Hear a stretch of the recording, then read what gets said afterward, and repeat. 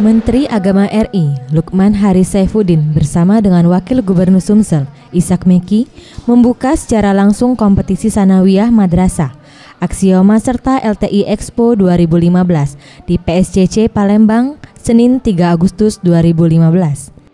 Menurut Menteri Agama RI, Lukman Haris mengungkapkan, kegiatan ini merupakan sarana bagi siswa-siswi madrasah agar terpacu dalam meningkatkan prestasi, untuk lebih baik lagi dan tidak boleh kalah dengan prestasi sekolah formal.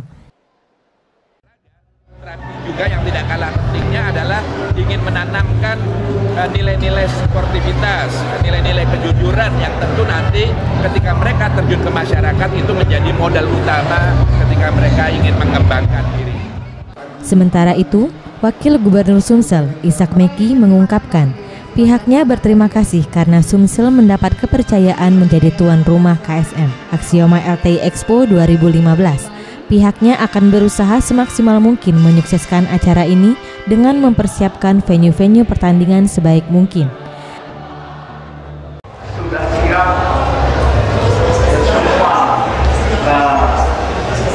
rangkaian olahraga, venue-venuenya semua ada di Jakarta.